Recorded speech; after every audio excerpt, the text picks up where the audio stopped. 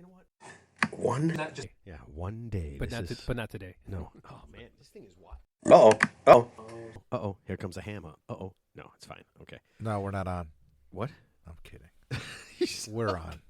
I'm so cognizant now of this thing shutting off that it's freaking me out. I have to watch the timer, otherwise we won't know. Right now we have 25 people in the world that are depending on us to put on a good show tonight, so don't let them down.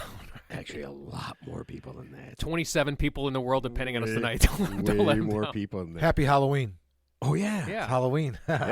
Yep. Happy Halloween. Yeah, you know what? I just for fun, I was watching my that Student Bodies movie. I Oh, you- watched where- like the oh, first the 20 one you- minutes of it. Where'd you you find it? I don't know. I just put it on my streaming thing, and they found it somewhere like Paramount or something like that. I tried to look up. Ted's Mist movie. That is a movie. The Mist. Yeah, that's Stephen It's King. actually- That's yeah. Stephen King. it is yeah. called. Yeah, okay. it's a monster movie, I guess. I kind of read about it. It's not Stephen King, though, is it? It is. I think thought it's Stephen King was The Fog. I thought The Mist was the something fog. else.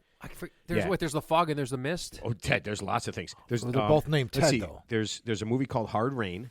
There's a movie called Light Rain, and there's a movie called Drizzle. No, this is the mist. This is the mist. I thought it was Stephen King. I could be wrong. No, I don't think it was, but my guy Thomas Jane from The Punisher. Yeah. I like him. Yeah, he was in that. Yeah. And he was in the Shark movie. Yeah. Yeah. He's a good B-level actor. He's kind of like I think he's good-looking guy. He never made it to like the top tier. He wasn't like Brad Pitt. but Brad Pitt is Brad Pitt. What's his name? Thomas Thomas Jane. Jane. Jayne. He was the Punisher. Yeah, the Punisher. Yeah, he's Yeah. like one of those. He's One like of my- that's one of my he's like a favorite leading movies. man, but he would never really got into like the major blockbuster movies. He was kind of like the guy. The guy who was in the Memento movie. Pierce Brosnan? Wait, no, how do not you Pierce spell Brosnan. his name? Thomas, and then Jane, Thomas. G-A-N-E. No, J-A-N-E, it's J-A-N-E. Jayne. No, it's J-A-N-E. No, you're wrong. Jayne. Don't listen to him. I'm looking at him on. You're I have buying no my idea beers who tonight this when guy I'm is. right. Thomas Jane. What's his? How did you spell his last name? J-A-N-E. No. Guaranteed, I saw it today. Nope. Yes. Yes, I guarantee What? it. Ted, you're wrong. Jane, like the woman's name. Oh Jane. man. Okay, I was Yeah, wrong. this is one of the few times. Listen, this is weird. I know everybody's gonna. This is one of the few times that Ted has ever made said something like that and actually been wrong. I'm under duress. 99% of the time you are correct with that. But I literally just saw it today. I always thought it was So Jane for I had some to reason look with it the up. Y. I don't know why. Thomas Jane with the Y is actually an author, Oh, okay. but you wouldn't know that. He's a Ted. loser. That's a book. It's a book. Ted, what do you use a book for, Ted? To balance the table in the basement? No, to put it under the chair to make sure that. No. To balance the He chair. howls them out and puts Crown bottles in there. You know, I tried doing that once when I was a kid. I had an old dictionary, and I tried cutting it out, like gluing all the pages together and cutting it out. You know what? That's impossible. I think now you could buy those on the internet. Already hollowed out? Yeah, Yeah, but you don't know what I wanted to put in there, wouldn't it? I wanted it they to probably match. have them cut the size for anything you want, like half pint bottles. Well, half pint bottles are pretty much all shaped the same. Would that be awesome? If he's like, okay, now this is the shape. I want you to imagine, not a penis, but something shaped like a penis, 8 inches long, and I have to be able to get the batteries in there. What? But it's not a dildo. It's called a tax bill. Yeah. That'd be the greatest. It's called the IRS audit. Yeah. This is a picture of it, but this is not exactly what it is. It just looks a lot here, like this. Amazon has hidden flask.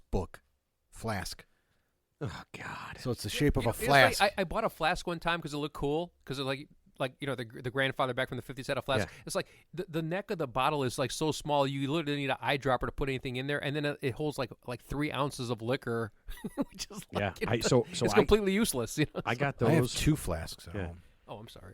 No, I got those for the guy standing up my wedding. That's where I got both mine. Grooms. And plus, everybody knows what it is. Like when they see a flask, like, oh yeah, there's got to be hard liquor in there. Yeah. So you just You know drink what's it out cool the about bottle. them is the way they're shaped, so you can actually put it in your back pocket and sit down. I mean, and it's pretty doesn't- cool. It is Yeah, pretty cool. it is. I don't ever drink hard liquor, so it's kind of wasted Yeah, on me. but it's just difficult to even put the liquor in there, and then the liquor you do put in there, assuming it doesn't overspill, is like minimal. No. What do they hold? Yeah, it holds enough. I mean, Ted, I know 8 it doesn't ounces? hold a Ted amount of liquor. That's what I'm talking about. But it definitely holds a Matt or a normal course, person's yeah. amount of liquor, just not a Ted's amount of liquor. Yeah, it's a completely different thing. Flasks suck. Ted just likes the bottle. Oh, and here's the 6 thing. ounces they hold. That's 8 ounces. Ted, that's plenty. 6 to 8 ounces. Ted, if you have to drink more than 6 ounces of liquor from a flask, you have a serious serious Now, problem. if you're at work at your desk, that's acceptable. It's called a nip. It's called a nip, Ted. A little nip. Yeah. Little nip. Oh, Little nip. man. I didn't know that was a nip. You know what? Every time I watched, That sounds like a snip. what was that? Mad Men. Every time I watch that, and they're all drinking the entire time while they're on. I'm just thinking, Were they smoking too? oh yeah, That's because that's before the Surgeon yeah. General But was warning in the how 50s, did they? right? I mean, how did they all live? I mean, they were always drunk. So you were drunk at 8 a.m. driving. You were Matt, drunk at Mad 8 a.m. Men- walking down the steps. Mad Men is from what, like the 50s, right? Yeah. Or something like that? 50s and 60s, I think. Yeah, but this was happening in the 80s. Do you ever hear the stories about Vanna White and Pat Sajak? How they filmed all the Wheel of Fortunes and and they were drunk. they would go for lunch and have like 4 or 5 martinis. Yeah, you know why? 'Cause Or they- margaritas or something yeah, like Yeah, that. know but you what? could always but you know undo what? But you know what? everything. They didn't do shit, so it's not like they had a skilled job or anything. Pat They did Sajak that- has to do a lot. He's Yeah. on top of it too. Yeah. He is. He's Well, always so right. he's like Doc Holliday. He's a functional alcoholic. Vanna White doesn't have anything to do. Yeah, he's a functional alcoholic. That's what Wait, Paige said. Well, I don't know Hold if on. it's an Let me do alcoholic. Pat Sajak. Ted, it's your turn. Spin the wheel. Yeah. And then he has to read the number. Yeah. And then he has to have the guy guess. I don't know. It's more complicated You know than what's that. funny? Okay, Well, he has to be a comedian. I mean, he has to be funny. No, but you and remember stuff. Richard Dawson from course. Family Feud? Yeah, he was personable. He got to hug people. He talked to them. Pat Sajak, he's kind of boring. He's stiff. Like he asks questions, but it's more to like kind of because he has to. He just wants to get out of the way. Like he doesn't. He's kind of a dullard, right? Dude, I don't know. think so. I don't know why I they're so fucking. disagree I with don't. you. I don't I know think people are so I love fucking him. enamored with And him. here's what I don't understand. Really? Didn't they Yeah. talk about Ryan Seacrest taking over because He is Pat's- after the first of the year. okay because Yeah, he could be Pat Sajak's kid. Sajak retired. He could be played. Yeah. okay because I keep seeing Well, Pat Sajak everywhere and I'm just like I thought we were getting Ryan You know, Seacrest. he's a Chicago guy. Went to Farragut High School. He went to Farragut. Yeah. I hated those guys.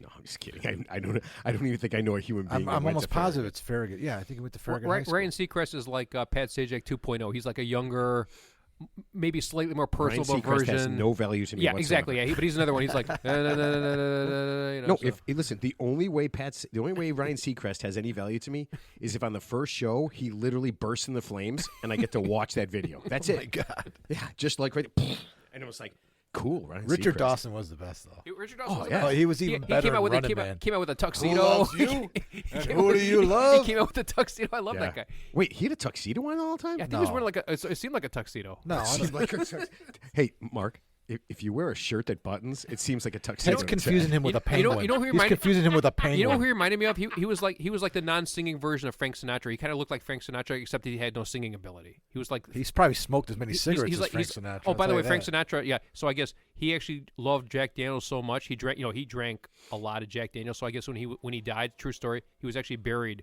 with a pint of Jack Daniels in his coffin. Just FYI. That is the At Ted. the- that. We're, You hear we're- that? at the The age of doorbell? 80 It's Halloween, so yeah. there's the doorbell. at the age of 82. Ted, so we're God gonna bless bury him. you. We're gonna bury you with every Crown bottle you've ever We're drank. gonna bury him so in we're one of gonna those- have like 5 extra caskets. We'll have to dig a hole like 60 feet deep and just dump in all the bottles. Ted's gonna be cremated, and we're gonna put his ashes in a bottle. Oh. An empty bottle, empty Crown bottle. And then what you do when you I throw can't it, wait for you to die. when you Ted. throw it That's over gonna the be sea, hilarious. is it gonna be like the Big No. Lebowski? You're gonna throw it out there, just come back and hit you. No, I'm saying it's just going to be funny. It would be kind of funny. I mean, sort of. All right, so let's get some stuff done. We had so much feedback from our listeners from last week. Thank you, okay, listeners. are you ready? Dale from Sacramento says, yes, you can actually get HPV from oral sex. About 10% of men and about 3% of women get it. And, you ready? It's most common, are you ready for this, in men 40 to 50 years old. Men in their 40s and 50s. I'm gonna the get my- most HPV I'm from... gonna get. Well, he get got myself it in the checked out. 70s, I think, or 60s. I mean, yeah, I don't know. What's Yeah. the HPV? It's a Well, virus, right? I don't know. There's a shot for that, Well, right? you gotta remind people I what don't we're talking about here. What, last week? If you listened last week, we said that Michael Douglas... Oh, Right. yeah, we just said that Michael Douglas got oral throat cancer from going down on Catherine Zeta-Jones. Right, and that's what the listener was. Yeah, was and that's what he writing was at. referring to. Yeah, if you listen to last week's show, you know that. Let's see. Oh, the Mist movie. I didn't write down anybody's name for that one. Sorry.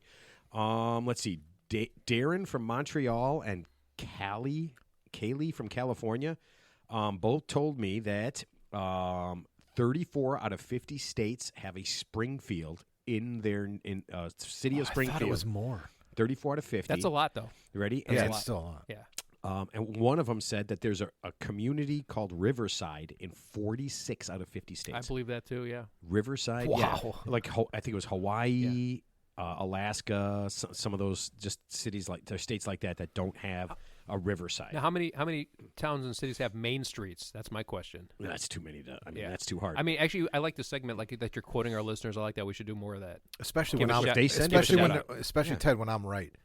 Remember how Matt was which dogging is me about which the, is about rare, the which is throat rare, cancer? but you're right. Yeah, I agree with you. Yeah, sometimes. That's rare. Like, you know how a broken clock's right twice a day? No. No, it's You not. might be right. Wait, are you talking about an analog clock or like a wall clock? Yeah, I don't know. The digital clock. Okay, and then this is awesome. Trip.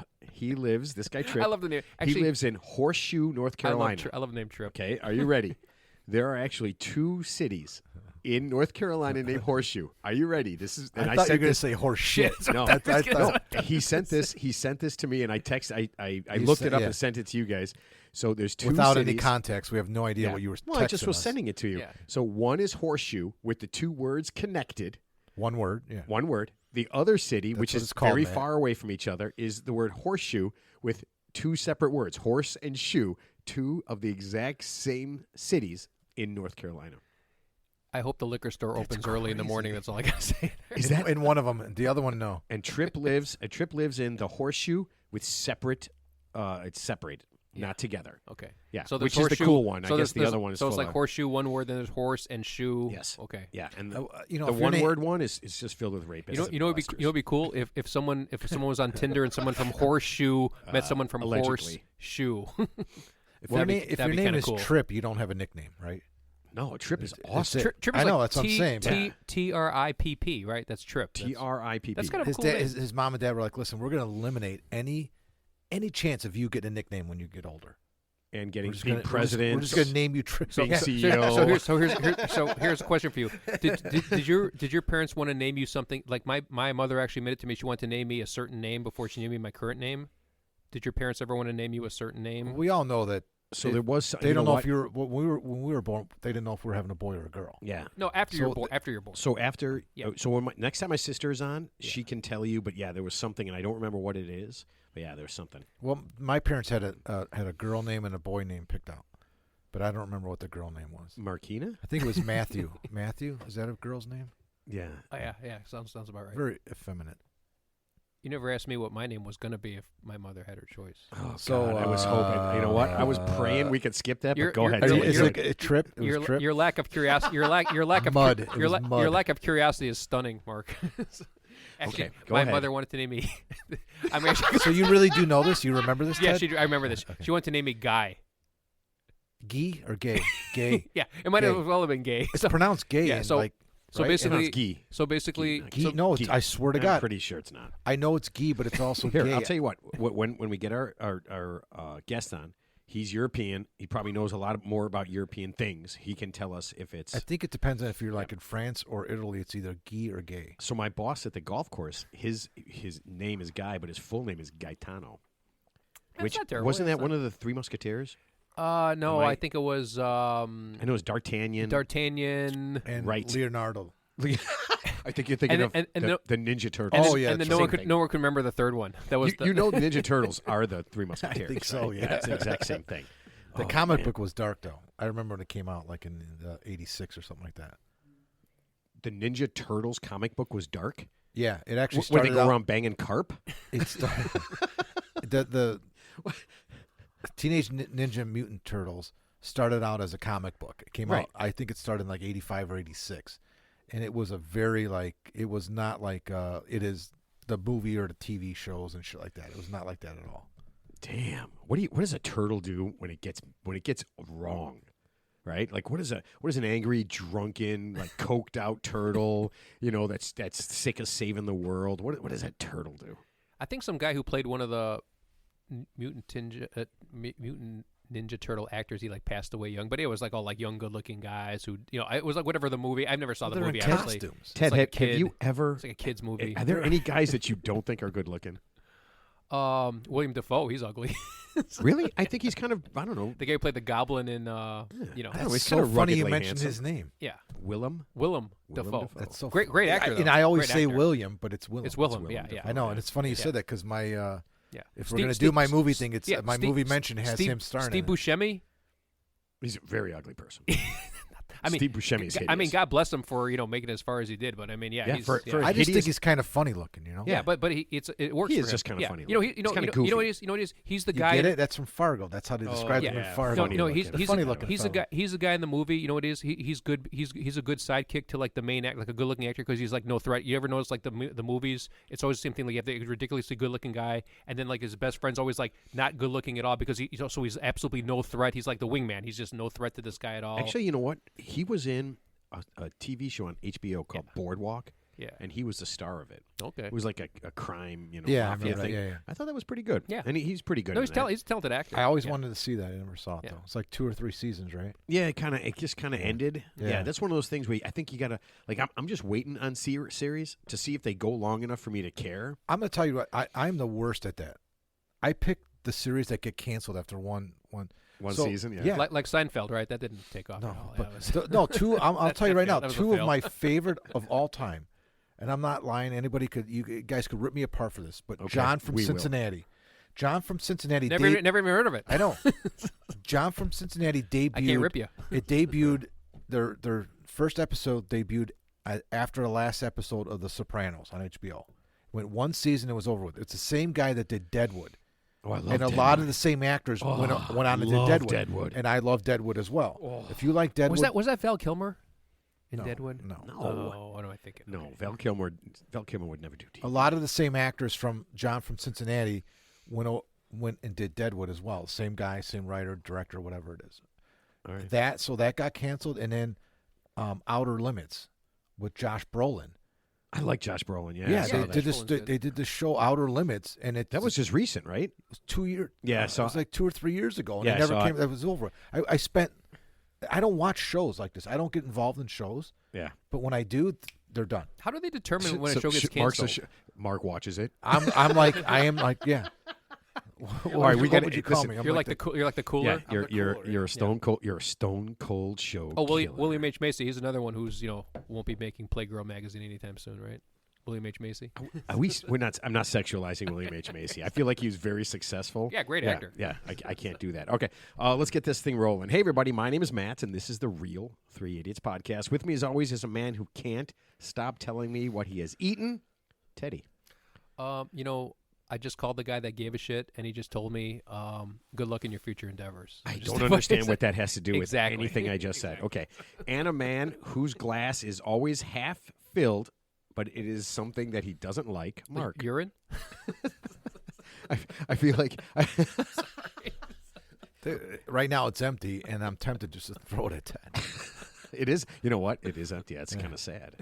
And what are you drinking? Zombie Dust today? Zombie Dust, yeah. And you one got of my me- favorite fucking beers. And you got me what? Monster Head? No, Munster Fest. Three Floyd's Munster Munster Fest. Fest? It's their Oktoberfest. Oh man, It's a really great. I'm Dude. telling you right now, it is really, really What's it called? good. Munster. Munster Fest. Ooh, because they're out of Munster, Indiana, so their I Oktoberfest like that. is called Munster Fest. But I'm gonna check that out. All right, so let's let me get to the thing. We'll get to Teddy's tip. We'll get some songs going, and then our guest is. I always like it when our guest gets to listen to the whole thing because I put it on there. Like if you want to listen to everything, you can. And I'm always like, oh man, is this the one that just goes, oh no man, that's wrong man, and just hits the plug. All right, let's see. Here's our sponsor. Wait, are we going right into Ted's tips? Yeah, I mean we gotta get this rolling, man. Here, Ted, take the empty one. You could try it. You want to try it? Ted's gonna try an IPA. Wouldn't it be better if you Actually, poured? it's like a wheat. Pretty good, yeah. Oh man, is Zo- Zombie Dust You know what? technically is That's not how the an other IPA. 90% gets an HPV. They let you drink out of your bottle before you drink, just so you know. All right, Xbox has finally made a video game for the older generation. It's called Shut Up. In this game, you go around telling everyone to shut up. Gray Hair Magazine said it's the most popular video game for people over 60 who know a teenager who will show them over and over again how to turn on the damn machine. Have your grandchild buy you Shut Up today and enjoy the power. Shut up, Ted. Oh, I want to play that, man. I wonder if you could name the characters in that. Just name them all Ted and just go around telling them, shut up, shut up. What? There's shut up. Then there's STFU. Shut the fuck up. Ted. Just in case you gotta take. Whoa, No, he's whoa, saying case- swear, man. No, in case you got to take it to the next level. The fuck, so- Ted? I wonder if that's the second level. I don't know. I don't know the game. That's the advanced Yeah, level. I have no idea. That's like Mike Tyson level. I'm not much of a video game guy, so all right. All right, Marquise, song please. You ready? Ted bought a golf club, some golf balls, a watch to keep his pace, Crown Royal, a hash pipe, new shoes, and some mace. He said to his reflection, let's get out of this place. Past the cart girl, the starter, the pink ball on the hill. His memories started calling and calling. Ted forgets it all, you know he will. Ted's tempted by the tip of another. Tempted, but the truth ain't discovered. He says, what's going on? There's another one. Here's no other. Ted's tempted by the tip of another. Tempted, but the truth ain't discovered. You know what? When I'm reading this, tip brings on another meaning. Yeah, I was just thinking about that. I was listening, as I was singing, I'm like thinking. I was just thinking. I was on. Tempted by a tip. Yeah, I was thinking I was on Grindr for a second there with those tip of another. That is funny.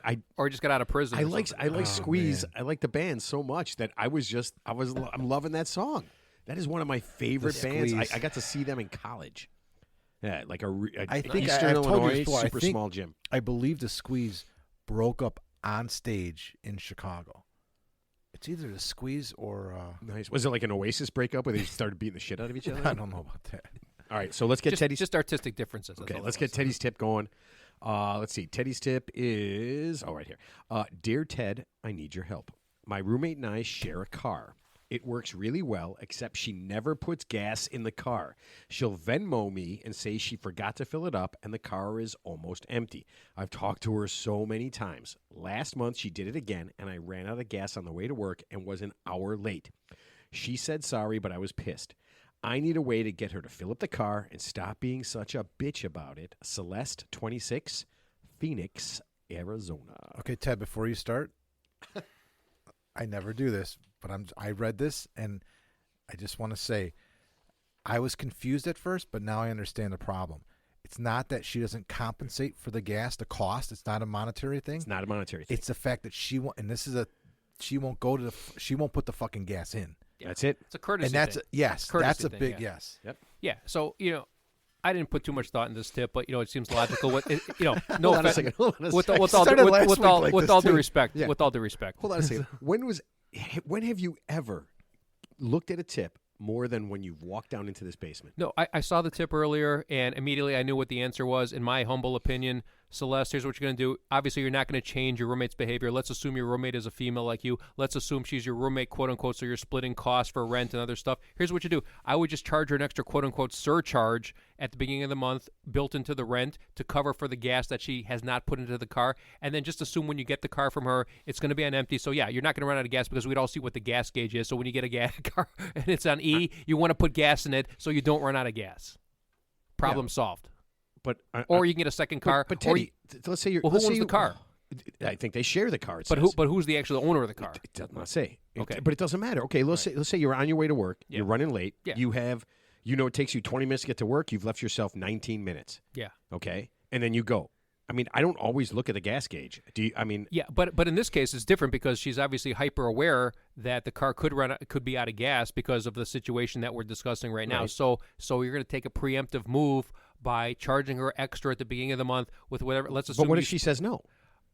Well, maybe it's not an option. Maybe is there a way to get charge her extra in some way? But that still doesn't stop her from the inconvenience of being. I mean, you can make her pay double. That's right, it doesn't seem like the girl has a problem with the money. She just doesn't want to. She just doesn't want to have to fill up the car every time, like when she does it and when her roommate does. So let's assume you're not going to change the behavior because that's the hardest thing to change. So the only way you could do that is a workaround, and the way to work around that is to assume that when the roommate gives Celeste the car, it's going to be lower out of gas, so she has to take extra time to fill it up. Let's assume, like I said, I don't know who actually owns the car. Let's assume Celeste is the vehicle owner. She could simply withhold services for using the car and make the roommate take Uber, until the behavior changes. But if it doesn't... Oh, that seems like it's going to cause a lot of problems. It could, but sounds like it's already on the outs anyway. It doesn't. It just seems like she's really upset about this one thing. She didn't say like she's the worst roommate of all time. It doesn't say like she wants to poison her in her sleep. It just says she doesn't fill up the car. Well, you know how you have. But these things start. Cracks turn into chasms over time. You know what? You heard that expression? So wait, hold on a second. You said that you can't change the behavior, but I'll bet you can't change the behavior. I'll bet you dime to a dollar that our guest today Ken change that. I bet he could have a plan in I 2 guarantee minutes you. Yes, to change but that behavior. But I'm assuming Celeste doesn't have a world-class mentalist at her disposal. What about so- this, Ted? Ted, what about this? As If she runs out of gas, yeah, just fucking leave the car, call an Uber, go through your day, come home, and then when the roommate wants to use the car, Ooh, I hey, like that. where's the car? I like that one. Huh. A little negative reinforcement, It's but where I left it. Yeah, What do but- you mean where you left it? Oh, yeah.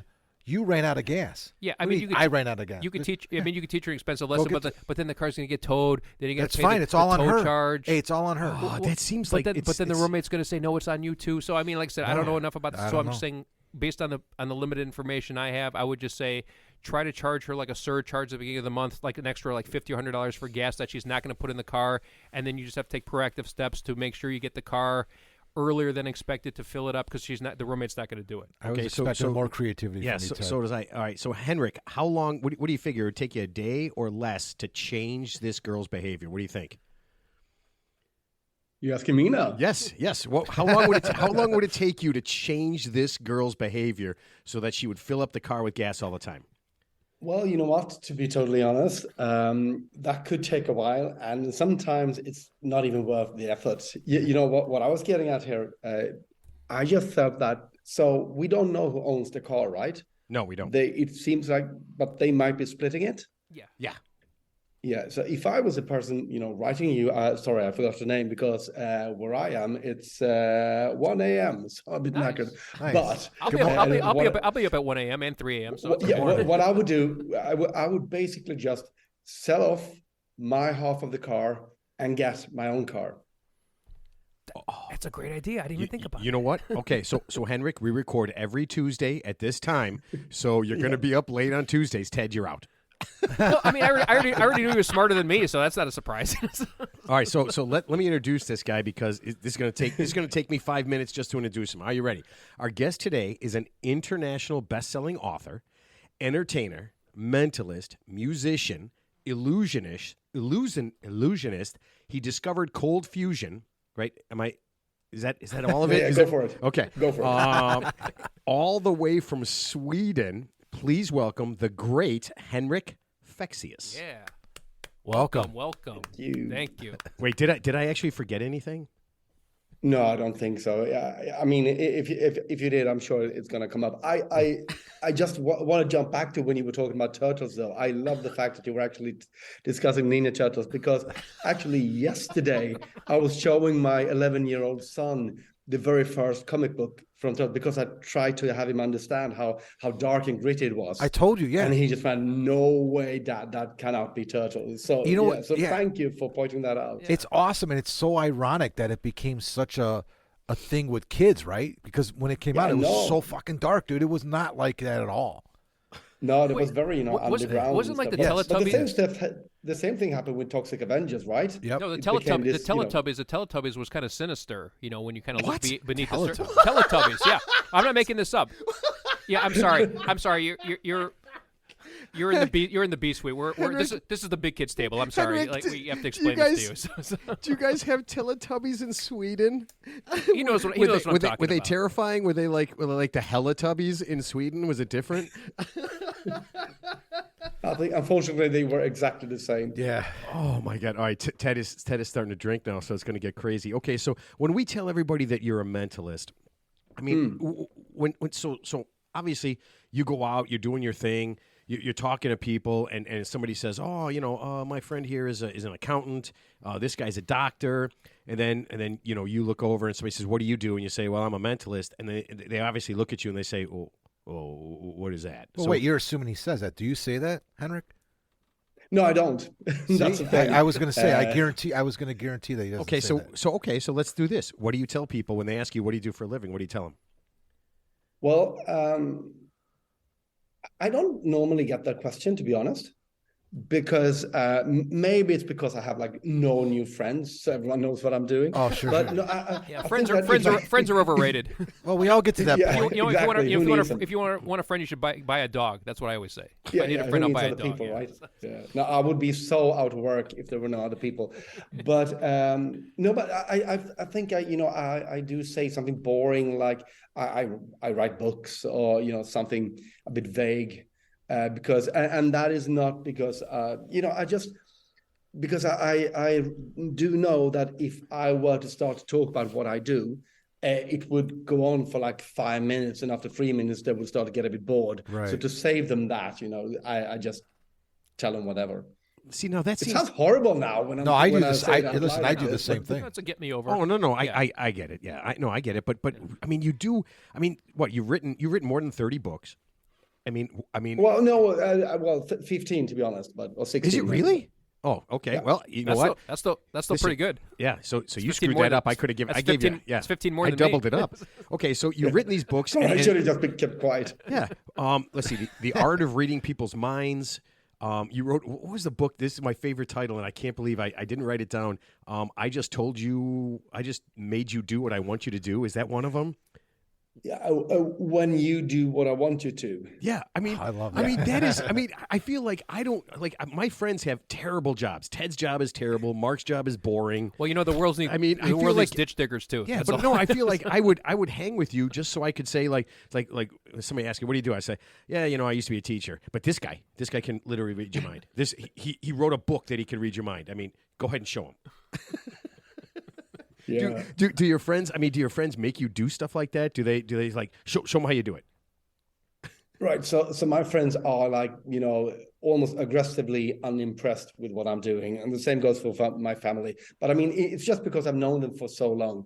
And I do think that's, it's a very healthy sign that you're not, too engaged or impressed with your friends. Right? I love that because a good friend of mine is a magician and a hypnotist, and his friends and family do the same thing to him. Like it's like his shtick doesn't work on anyone. He's more of like a comedic, like a magician, and he's a hypnotist as well. But when he's around his friends and stuff like that, it's like whatever. It's what he does. And then, but I guess I don't know. I think you're selling yourself short because he does impress strangers, and I'm sure that you would too, with some of your talents because you're an illusionist as well, right? Yes. Yeah. See, that's the cool. To me, I can't do that. Well, I mean, So you I have to admire have that. You have to have the natural talent for this stuff. you I have mean, to you be can't just so like you can't talented. just be like it can't be like a job choice where it's like you're in college and all of a sudden you decide I'm going to be doing what this gentleman's doing. I mean, there's no way you could do that unless you have an innate ability to already do it. Oh, you have to work hard Well, at that. Yeah. So. Yeah, or I would say maybe, an interest and a loss of ability, because for me, what happened was that when I sort of grew up, I did have sort of an interest in magic and, being the obnoxious guy doing card tricks when I was 10 years old. But I also had, I didn't understand about social codes and all that, the nuanced language that we talk non-verbally with each other when we engage with other people. So basically, I couldn't play with other kids and was bullied quite a lot. So that sort of started a lifelong quest for me to just understand human behavior. And the irony is that I thought that I was the only one who didn't get it. I thought that everyone else had got the manual, for how people worked. So I studied that just for myself. And when I was like 34, I realized that I could fuse that with my interest in illusionism and magic, and I could become a mind reader, a mentalist. So I put on a small show in Stockholm where I live. It's like, yeah, it's going to be a mind reading show on here, and do come. And then the phone started to ring, and there were all these companies that wanted me to come to their place to teach them about body language and nonverbal communication. And so I started doing that. Very, very surprised because, again, I thought, well, don't you guys already know this? And then eventually that turned into someone saying, can you write a book about this? And I went, well, hang on, do you actually want to know that much? I thought this was just me being interested here. And that book turned into 10 books of that sort of kind. So my whole point is that for me, this was not, an ability that I was sort of gifted with at birth. Quite the contrary. This was something that I desperately needed to learn just in order to navigate through society. That's the best. That's the best way to go about. That's really cool. I love So it. you've taught what, salesmen? Have you ever done any like politicians or like consult with like the FBI or something like that? I mean, as a consult. I mean, I'm serious. Like some of these. So what kind of things? What kind of law things have you helped so with like people? law enforcement consulting, for example. Yeah, I did just before summer. I did some consulting for the what do you call them? I suppose you call them the negotiators in the police force. The guy who needs to rush an apartment filled with negotiator, people strung out on drugs and everyone is carrying guns and there's a hostage situation. Those people I had to train in how to deal with those situations. Wow. I love it. I love it though that you grew up thinking like everybody else had it figured out, and then when you get in your 30s, you realize, fuck, everyone was faking it. Nobody had, no, everybody's just faking it. This whole time, I could have been faking it. Nobody had it figured out. Yeah. That's great because everyone is faking it. Yeah. Nobody knows anything about anything. Trust me.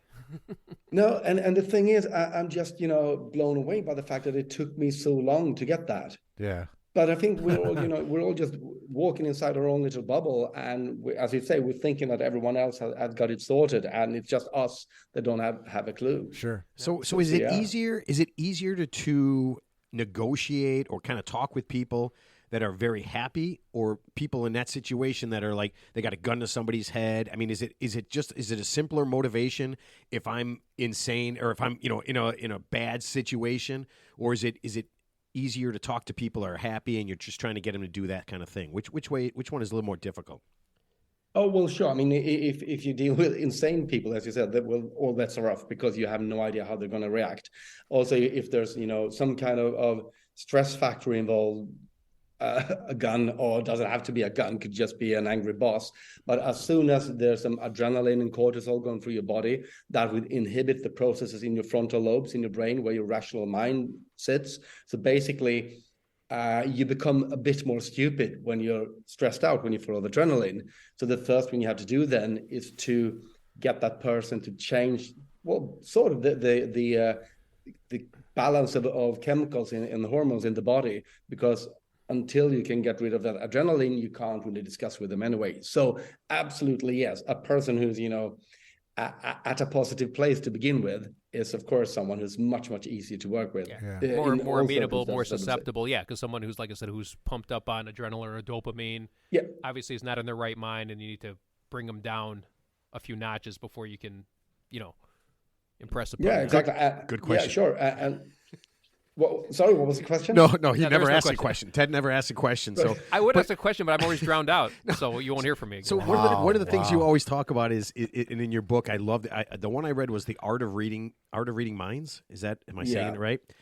You talk about building rapport with people, right? And that's like one of the first things. And so I've been messing around with this because I've been reading it for about 2 weeks. I've been kind of messing around and doing this, and I'm fearful that people kind of noticed it.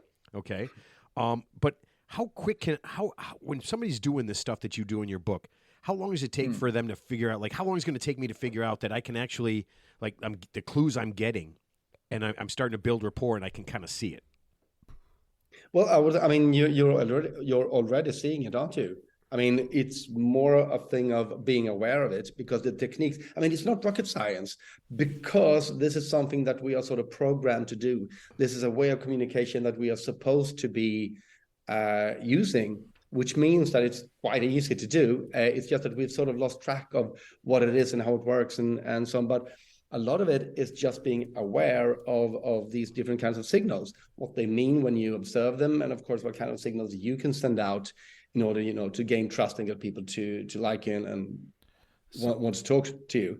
And I'm sure, Matt, that you said you've been playing around with it for what, for like 2 weeks? Yeah, about 2 weeks. And I'm sure, so I'm sure that you have many stories that you got quite good results quite immediately. Or, you know what, I've been doing that mirroring thing where I start to do the gestures that they're doing to make them feel good about themselves, and then I'm trying to get them to do the things that I'm doing afterwards. Yeah. Right. Yeah. And so I did it, and it was I couldn't tell if it was me or whatever, but I was just like, holy crap, this stuff actually works. And I'm getting this. I was talking to somebody, and I kind of started mirroring them, and then I started doing things, and they started doing it. And I was just like, you said mirroring them? Yeah. So, so I'm kind of doing, right? That's the thing, right? Where I start to do what they're doing, and then I get them to do what I want them to do, like just as physical gestures. Matt, what is your definition of works? Like, what are you trying to make happen there? I just wanted to see if I could influence if I could do something and I could influence the way they're doing it, because I've seen a bunch of Henrik stuff on YouTube and everything, right? And I see him doing all this stuff that's in the book to the people that are up on the stage, and I can see what he's doing, and I'm just like, this is so awesome. This stuff works so great, and he's so smooth about it. So how did you decide that, like I got this thing, and I can get on stage and make people laugh and enjoy themselves and freak them out? When did you figure out that this was something I can do and make money off of? Well, I think it was at a breaking point where I was like 30 or 34 or something like that. And I saw, because as I said, I've always been interested in ordinary magic, but for me, there was something lacking. And what I realized, but what I didn't understand at that point was that regular magic, pick a card kind of magic, it's basically as a very, it's a form of masturbation, isn't it? Because you can just as easily do the same thing by yourself at home and it will have the same result. You don't need a spectator to do a magic trick. But that's an awesome combination. I like that. But when you fuse that kind of understanding, how to build illusions with psychology, and how to mess with people's minds, something interesting will happen. And I saw a performer who did this, who's now a friend of mine, and he really got it, I felt. And I realized that this is actually something that I can do, because by then, I did, have that level of psychological knowledge to be able to create these mental illusions or psychological illusions, if you will, and put them on stage. Because I've also always loved, I never intended to become, this people who train the police or who write these non-fiction books. I always wanted to be an entertainer. I've always loved the theater space, the stage and the red velvet seats and all that. Is a huge romantic thing about it. So I was always about that. And the sort of expert thing that happened, that was just something that happened because people kept asking me for more information. Yeah. Really. Well, I mean, that's inevitable. That's going to happen because, I mean, obviously, if you got this like special ability, obviously someone's going to ask you for an offshoot of that ability. That's not the entertainment aspect of it. Like, for example, spot a liar, right? Because like FBI, for example, how do you spot a liar? Like someone lies and they like roll their eyes to the left, and that's how you. I'm just using that, simplistically, but that's how you spot a liar. So I'm sure you can apply that in every situation in your everyday life. If you're talking to somebody just by their body language, how they come off to you, eye contact, lack of eye contact, twiddling their thumbs, cross their legs, so I'm sure there's a lot of tells out there, right? So yeah, absolutely. And that's what I did. As soon as I realized that this is what I want to do, in every meeting I had with any people, I applied all these techniques that you, Matt, read about in the book. And it took me a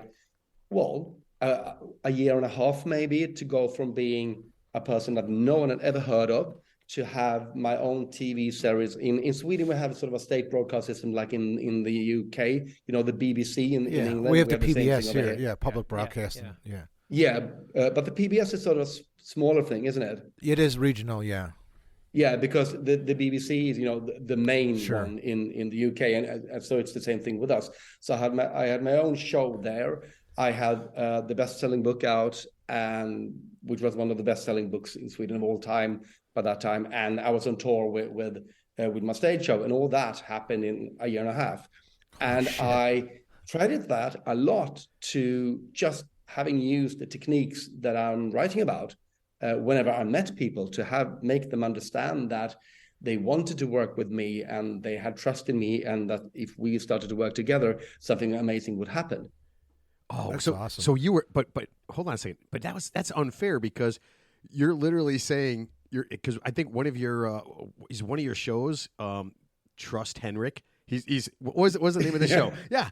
So you're negotiating with people to do things, and what do you take a little bit of time? It's like all right, see, I want I'm going to take $50,000. So how am I going to get this guy to give me that? And then you just kind of work it in there. Do these people know they're getting played when you do that? Well, you know what, I don't look at it as me playing them, because if I did, if I wanted those 50,000, that would be the end of that relationship. So rather, it's more of I want to create an environment where they can see the benefit for them in this thing that we are going to do. I never try to trick anyone or have them do something that they don't really want to do, or go along with something that isn't that great. It's very important that because one of the major things about getting people to do what you want is to have them realize that it will be good for you, but it will be even better for them. So you've never done that in a bar. So right? Oh, that's a different thing. No, I mean, that's a whole nother bird. Yeah. That's a great point, because people always are looking to better their lot in life. So I mean, like, for example, we all know human behavior is reasonably predictable, right? So if you give the same stimuli to somebody, they're going to react in a certain way more often than not. Like, for example, the Cape buffalo, I don't know if you know, is a very aggressive animal. I'm not kidding. So the Cape buffalo is a very aggressive animal in the African Serengeti. If you provoke it, it's going to have a very specific response, and it's very predictable. So do you feel that way with people? Why is it so funny? So the question Why is, everything I ask the question funny? is, Henrik, let me ask you this: which animals are the easiest to manipulate and influence? I think is what Ted is asking. I was just making an analogy, and as usual, you made me feel very small and insignificant. Sorry, Ignore the bullying, please. It's okay. I went to HR already. Oh my God! Well, Ted, I'll take it a step further. So I wasn't Mark. I wasn't talking to you, but No, go I ahead know. if you want to chime in. oh, Well, man. Oh God! the problem is that I don't get the audio from your mic. I only get the audio from Matt's mic, and I hear your voice via Matt's mic. Oh, that's good. So, That's weird. So he just cut you off. I was just babbling nonsense anyway. It didn't matter. Oh, all right. I will try to adjust that a little bit. That's here. okay. All right. So wait, I do have a question. So a lot of what you just said, and what Ted had mentioned too, was it sounds similar to Dale Carnegie's book, How to Win Friends and Influence People. Mm-hmm. Okay, that's world famous book, right? So I have that book in my house. I read that book in college a couple of times. So I have it in my house. We found it about 6 months ago, and I told my wife, I said, you have to read this book. So she read it. It's an easy read. She read it in a few days, and guess what her response was? What do you think that she said to me? This book. Henrik Fexeus does all this stuff? No. Oh. She thought it was very geared towards men, like very masculine. She's like, this is a really macho book. She's like, this is like for guys. She's like, this is weird. She didn't say weird. She said, this is very like a masculine book, very macho, very like testosterone filled theories and stuff like that. And I was like, you know what? I think you might be right on that. Well, the thing is, I mean, to a point, I would say that she's right. But again, that book was written in like 30s. Yes, yeah. But it did start the whole, self-help movement, really. And also what you have to understand that when we're talking about creating social bonds, that is something that I'm going to, stereotype quite a bit now. But in general, women are being taught these skills more than men when we are young. So a lot of women who read my books, for instance, say that, oh, now I know what I'm doing, whilst men more say, oh, now I know what I should be doing instead of what I'm doing. So maybe there's that thing, that there is a more social component in, the skills you're being taught when you grow up, depending on what kind of environment you grew up in, whether you're a man or a woman. Right. But also, again, I would say that Dale's book is, I mean, today you would call it a bit cynical, I suppose. But it was, the start of something. And what I want to do in my writing is that I want to talk about communication, but communication that takes place on a level where we're not aware of it. How we tell each other things all the time without knowing that we're doing it. And because of us not knowing that we're doing it, and also not having really been taught how this works, we sometimes say stuff that we don't really mean. Again, non-verbally. So, we could be in a situation and we wanted to have an outcome, and everyone has been in that meeting that just, it just falls apart. And you wonder, oh shit, what happened here? And maybe it was you, but you don't have any idea that it was actually you who just derailed the whole thing. So that is what I try to teach. So it's more really about, how to, create that trusting bond with everyone involved, and also, have them benefit of your being together, I suppose. You know who's good at that? Who's that? Ted. Is my mic working now? Yes. Okay, I'm going to repeat my question, sir, since I was cut off. You had an actual question. Go ahead. Yeah, I did. So my question, I'm sorry you didn't hear me the first time. So in the African Serengeti, you have an animal called the Cape buffalo. It has a very predictable behavior pattern. If you provoke it, it's a super aggressive animal, and it will do exactly what you expect it to do. So my question to you is human behavior in general pretty predictable, so therefore you can exploit those weaknesses and get the outcome that, more often than not all the time, but is that part of your, Yes, what I'm absolutely, saying? yes. Okay. Yeah, we have, both psychologically and in our behavior, we have trained patterns.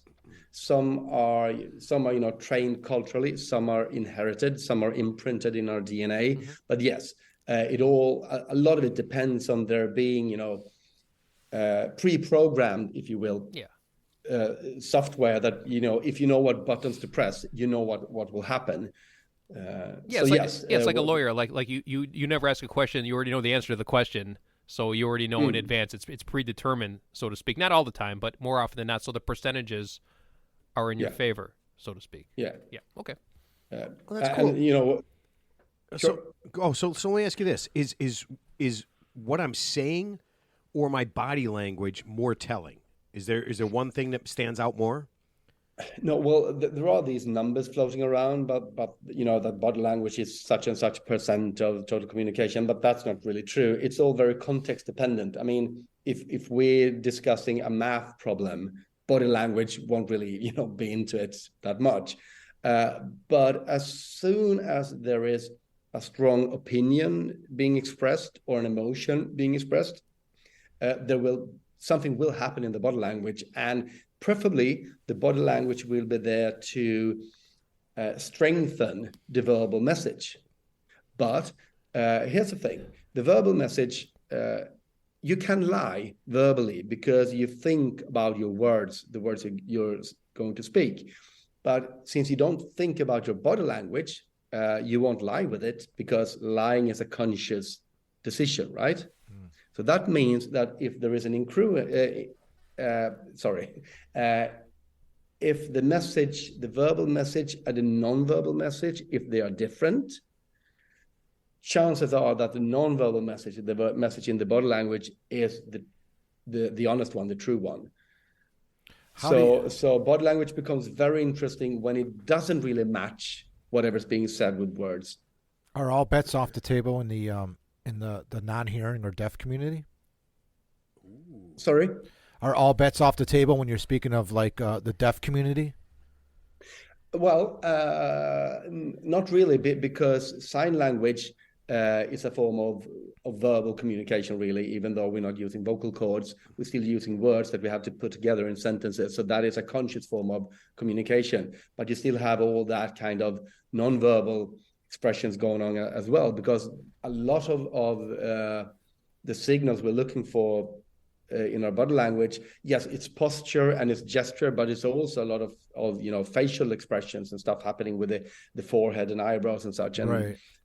Well, here's a question. So my last question: what about if you're talking to someone who's like a psychopath or a sociopath, who's obviously they don't conform to normal rules, so therefore would they be more difficult to read because they could lie, effortlessly, seamlessly, and they wouldn't necessarily have the body language that is conducive to what they're saying, because obviously they're professional. No, not by choice, obviously, but let's just say that's their genetic makeup.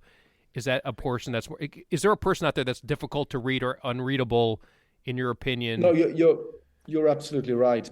So what happens is that since we a lot of the things that we express in our body language, as I said, we have stuff that are culturally learned and programmed, but there's also stuff that is really our bodily reactions to chemical things that happens in our body if we get stressed out or scared or angry or whatever, and we could see those changes in the body. But that depends on you having an emotional reaction. Right. And a psychopath have, their empathic ability is diminished for some reason or another. So that emotional reaction won't be there, and therefore there won't be something in the body language either. It won't be there. So as you said, and also a psychopath is very, very good at playing the game. They know how to act. Well, they can mimic human emotions without actually feeling them. So that's why, like when they have a PET scan or a CT scan, the part of their brain that where the emotion part is obviously dulled compared to like a normal person. So that's why it's more difficult. So even like someone with your ability, that's my question. Like, what would it be more difficult to read someone like that because they don't conform to the social norms? Oh, absolutely. Yeah, absolutely. Or their reaction would be inappropriate, right? Their reaction. Yeah. So if their reaction was completely like inappropriate and not anything that you would expect, that's a way for you to kind of tell that they're kind of in a different place. Yeah, well, that goes for everyone. That goes for you three guys. Yeah. As well. But, You're definitely in a different place. Yeah, I'm absolutely sure Ted was talking about me. So let me ask you this: when you first started to have a real grasp on reading people and kind of being able to, I'm going to say influence them. I'm not going to say manipulate them, but kind of influence them. Mm-hmm. And without giving away too much, what's the worst thing that you did when you found out you had this ability? And be honest. Wow. Be honest, because I'm watching your body language right now just to make sure if you're being honest. Well, it's 1 a.m. out there, so he's probably just tired. Don't give him any outs, Ted. So the worst thing, so what you have to realize is that you can use these things for quite sinister stuff, but it will always come back and haunt you in the end, and you realize that quite early on. So to do the really, really terrible stuff, you're too scared to even. So the worst thing. I was just gonna say you're not getting out of this. Where's a simple example? I'm sure there was a girl somewhere. I was gonna say dating app. It's good for dating app purposes because the big thing is like, how can a guy read when a woman likes them? When they toss their hair a certain way, they like you. When they touch you on the shoulder, they like you. But when they cross their arms, they don't like you. So I'm sure that's common knowledge out there. So so it's not necessarily for sinister purposes, but you could definitely use it to your advantage to kind of get enough information to make an informed decision. So yeah, could you run it like a dating, or have you ever? No, I'm asking. It's true. It's Ted's on to something. Could you ever get some people together, or have you ever gotten some people together and say, listen, this is how you know someone's into you. This is how you know it's not, and you can just cut bait and take off. Have you ever done anything like that? Oh, definitely. So informal. Well, okay. So what happened was. Yeah, but also formally, because I never took clients, but I wrote a book. So what happened was that I wrote my first book came out, The Art of Reading Minds, and then my second book, and The Art of Reading Minds is really about relationship building. And then the other one came out, which is When You Do What I Want You to, which was supposed to be sort of a warning text about influence techniques that are being used on us via media and advertisement and so on. And after those two books, everyone in every single interview I did, everyone started to ask me, okay, so if I read your two books, can I get laid? And the answer is no. You cannot. That was a question that I was sort of interested in as well. And this was, do you remember the whole pickup community thing with the book The Game and stuff like that? Oh yeah. Yeah. And I was very interested in what those guys were doing and why they were doing it. But they, I felt they had a very harsh approach to it. So I tried to find another model that was a bit more empathic and humane, which I went out and experimented with. And then I met my wife. So I felt, I don't need these tools anymore. So I wrote a book called Everyone Gets Some. And that was my sort of contribution to the field. That's good. But I'm sure as your publicist, when that question got asked to you, they're like, yes, the answer is yes. Henrik, the answer is yes.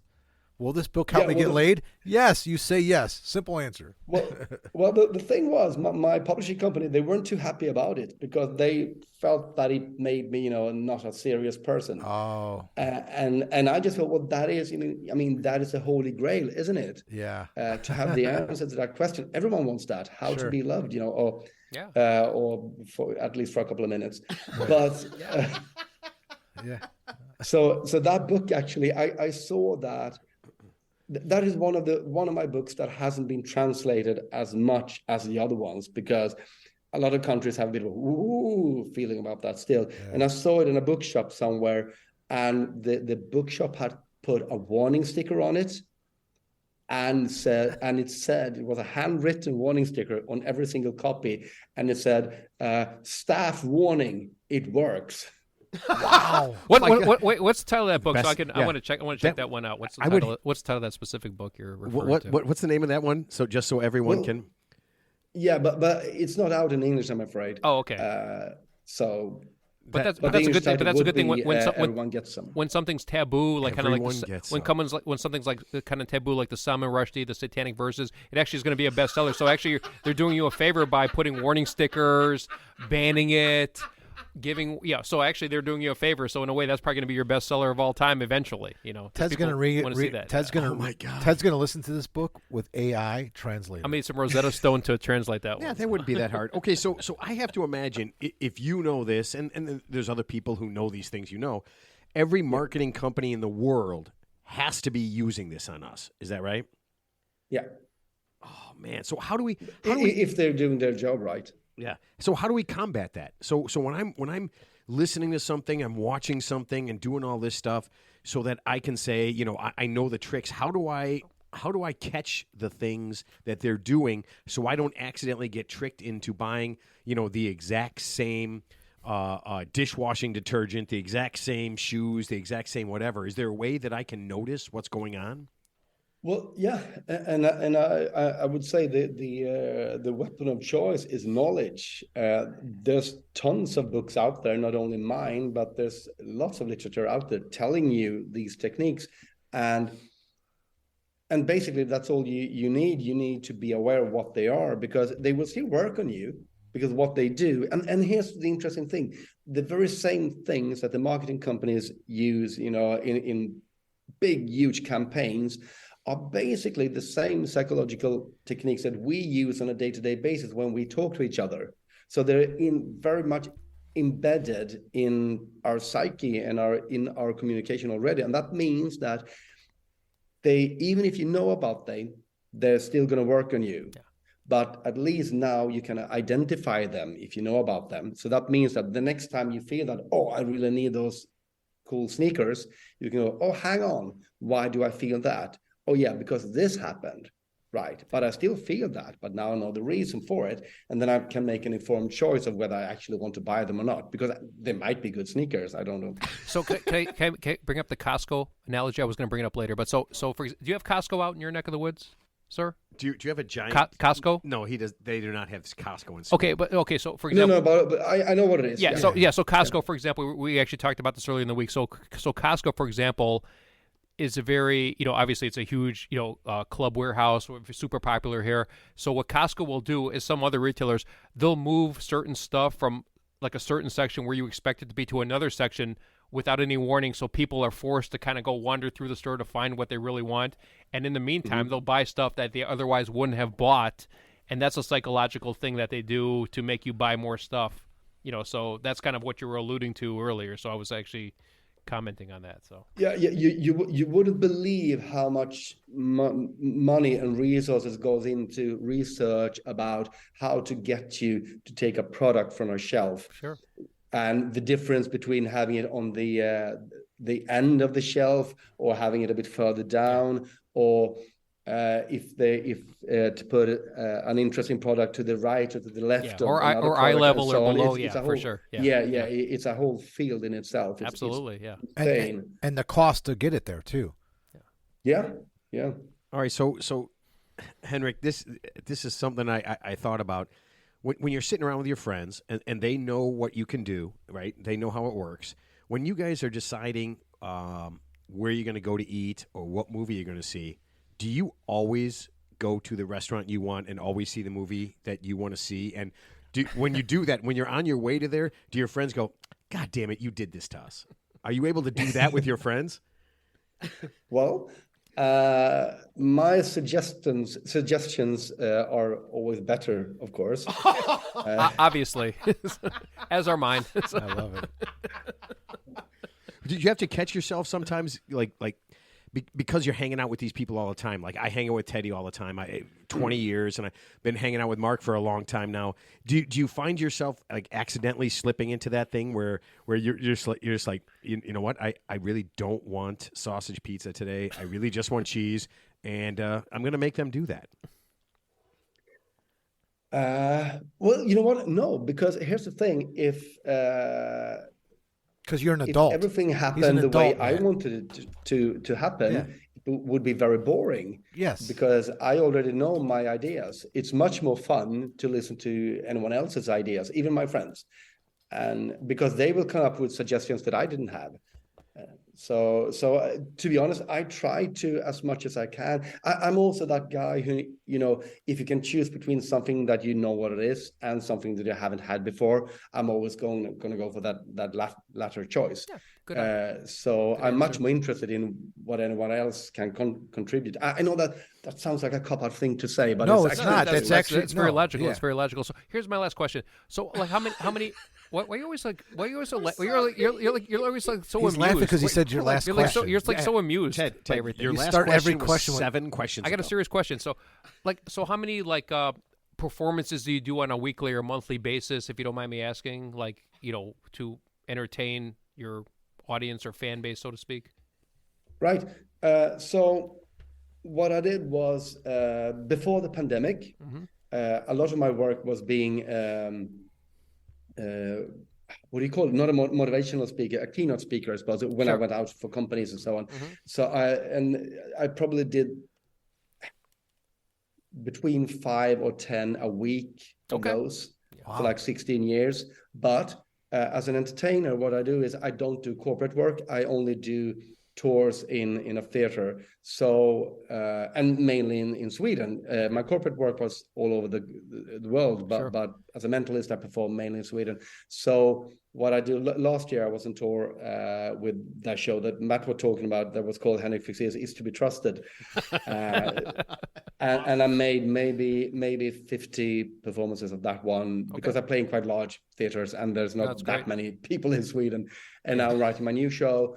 And because I have a book to finish as well, Of course. in between, and the new show will go out, in October next year. Okay. So great. wait, so you have a new book coming out?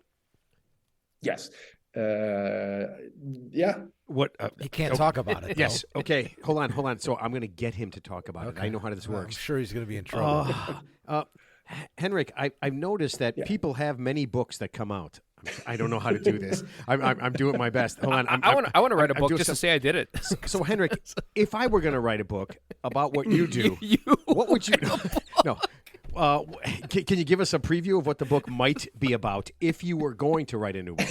If I were to write, well, some of you listeners might be disappointed, and some of them might not. But what happened was that again during the pandemic, I wanted to try something new and different, so I started to write fiction. And I wrote a trilogy with a friend of mine who was already an established crime writer. And we wrote a trilogy about a mentalist that gets involved in police work. Because I was a bit fed up with how mentalists were portrayed in popular culture, because we've seen, TV series like Lie to Me and The Mentalist and so on. Yeah. And it seems to be this really, really cool guy, just he solves the crime and he gets the ladies and it's all cool. And my take on it is more that if you're really, really into these things, it's probably because there was something really wrong with you at some point. So I wanted to portray what was for me a more honest version, a more true to life version, a more broken person maybe. And that trilogy became immensely successful. It immediately got published into 60 countries and became this huge big thing. And the TV series is on its way and yada, yada, yada. But the trilogy is now done. So now I'm trying my hands on writing suspense thriller by myself. And so this is my very own first attempt on doing that. And Nice. it's going to be out. Very nice. I don't know about translations, but it's going to be out in Sweden in sometime during springtime, I think. Congratulations. So are you a big fan of Columbo, the American show, Well, Peter Falk's Columbo? No, I know it, and I'm going to let you in on a dark secret now. I am not particularly interested in the crime genre. Okay, at all. no, Good. that's Neither am fine. I. Yeah, no, there's a lot. It's okay. Yeah, no. But my friend that I wrote with, since she is a true crime detective writer, she said, well, if we're going to do this together, that's the genre we're going to write in. Sure, that's so awesome. So we did that. Yeah, but now when I'm writing by myself, it's more in a thriller kind of vein. Good. Yeah. But I don't watch crime on TV. I don't watch the true crime documentaries. It just It's oversaturated for sure. Yeah, no. That's exactly the way we feel. The exact same things. All right. So before we let you go, I'm going to ask you this because I know this was a big thing in your book. The word "not." Right. I mean, that was. I thought this was really cool. So just explain, if you can, really quickly, just how the word "not" kind of applies with like kind of reading people and kind of influencing people. Well, so there's a lot to be said on a lot of different levels about the word "not," but and I try to. I try to do the translation now in our head because it's so ingrained in Swedish language, and I know that it is in English as well, but it is structured a bit differently. But here's the thing. Well, first of all, when you use the word "not," the word "not" it's an abstraction because nothing cannot exist. So it's an idea, but it's not something that is tangible. So if you use the word "not" in a sentence. Don't lean on your chair, for instance. To understand that meaning, the brain first have to make sure that they understand what it is to lean on a chair, and then they have to rationally apply that, I am not going to do that.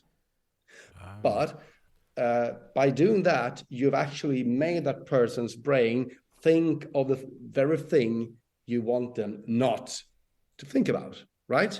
Yeah. So a lot of the times when we actually want to have people steer away from something, we make that idea even stronger in their head by repeating that, don't lean on your, I told you, don't lean on your chair. Again, do not lean on your chair. I fucked up my kids. I fucked up my boys. Yeah, exactly. God damn it. You're an abuser. You're an abuser. So, well, not in that regard. So that's the first problem. You're parenting, that's a big concept. Yeah. And also, it's quite impossible to not do something because you can't. What the only thing you can do is you can take energy and move it into different directions. So if you want to have someone not do something, a much better way of doing that, instead of enhancing that idea, is to tell them what you want them to do. Please sit with your feet on the floor. That will mean that energy that went into leaning on the chair can now be redirected into putting the feet on the floor. So, and also by not using the word "not," you are forcing your own creative mind to think, you're forcing your mind to think in a much more creative way, because it's very, very easy to think about the stuff that you don't want. You don't want it to be like that. My new girlfriend or boyfriend, I don't want that person to be like the last one. But if we only look at what we don't want, we look in the rear view mirror, whatever we're getting away from, then we have no control over where we're going to. So it's much more creative to think about, well, what do I want? How do I want my next partner to be, or my next work, instead of thinking about how you don't want it to be. So it's a very dangerous word. It really trips up the mind because it makes us focus on completely wrong things. And again, And here's another thing. See if this, sorry, I just give a couple of seconds to see if I can translate this properly. I don't know. Do you have this expression in English where you ask for something, but you do it in the negative? So you say like passive aggressive. Right?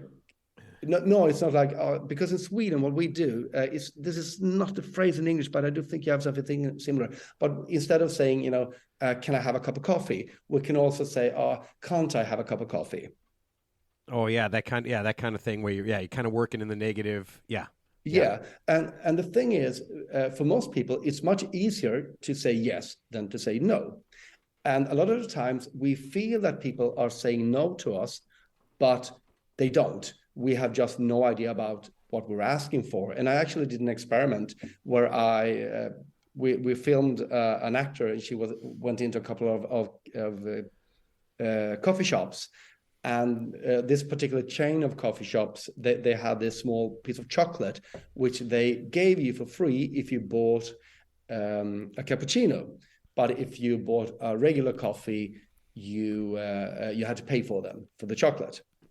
So what she did was that she went in and she bought a regular coffee, and then she asked them, can't I have one of these as well? And they just went, no, you can't. And then we just changed it, and she bought a regular coffee, and she said, can I have one of these as well? And they said, yeah, of course you can. Wow. Now, in both of those instances, they actually, they gave her what she asked for. Yeah. Can't I have it? Yeah. No, you can't. You're absolutely right. Yeah, that was two different answers. Yeah, that makes so much sense. That's interesting. See, that blows my mind. Have you ever worked with anybody in the sports? Like, I mean, because I you're talking about like positive attitudes and different things like sports, that you can kind of sports do. psychology. Yeah, have you ever worked with any sports people? To kind of get them? Actually, no, I haven't. No. Really, because I feel like when you talk about anchors and knots and the positivity He's thing, never going to get through a jock's head. You can't talk to jocks. Did you play sports do you play sports now? Did you play sports Look as a at kid? me. What do you think that I did? Look at me. No. You look You're pretty athletic. Yeah, You're you look way more athletic than Ted does. Athletic guy, yeah, for sure. No, but that seems like a whole thing, because that's funny. When I was reading your book and the knot thing and kind of working that through, I was thinking to myself as I'm golfing or whatever sport I'm doing, basketball or working out, that one of those things I want to do is I want to maintain that positive end of it, right? Where I'm not saying, where I'm saying, this could be something I might not be able to do, where I want to, say something, this is what I want to do. And I want to focus on that positive thing that I want to do rather than any kind of negative thing that I want to do. Is that, did I just make you a few $1 million in Swedish sports? You might have. All right. No, I was just wondering. No, you're wrong. Oh, okay. I'm kidding, man. Yeah, no, it's like that's like the premise of that show on what is that show with the soccer coach? Oh, that awesome show with the soccer coach. Ted Lasso. Ted Lasso, yeah. I've never seen it, Ted but Lasso, that's like his thing. But anyway, that does. You know what's funny is it is kind of that same thing where he's so positive. He breaks it down to the simple and just like But it just makes you feel so good. He's like the Columbo of sports. The Columbo of sports. All right. Listen, Henrik, I know that it is like 2:00 in the morning there, and I know you want to get to bed. Thank you so much. Yeah, thank you so much. This was above and beyond. You rambled on for hours. No. We appreciate it. You babbled on. I'm so sorry. Henrik, please let the guy go to bed. No, listen, you are awesome. We appreciate it. Thank you. Yeah, thank you so much. And for everybody who's listening, all of Henrik's stuff will be on the website, and you'll be able to check it out. Yeah. And listen, if you're a YouTube person, Henrik has so much stuff up there. It is absolutely fantastically amazing. Nice. I was just blown away when I saw all that stuff. Thank you. Cool. Thank you so much. Thank you, Henrik. All right. Thank you. Yeah, get to sleep. Yeah, I will. Thanks for having me, guys. All right. Thanks. Hey. See ya. All right. Thank you so much. Take care. Thank you for being on. Thank you. Oh man, I'm telling you, I knew he was awesome. Why did you waste the man's time? Ted, you Ask are the stupid rambliest. questions. Ted, you don't even ask questions. That's my favorite thing. You have never asked the guest. Why are you punishing this man? Listen, everything that I saw. I started reading the book. I was looking at it. The first thing I saw was some of the YouTube stuff. Yeah. Absolutely amazing. And, and here's the thing. Some of the people that do this stuff they're kind of over the top. Sure. But he's so relaxed, and it's just so...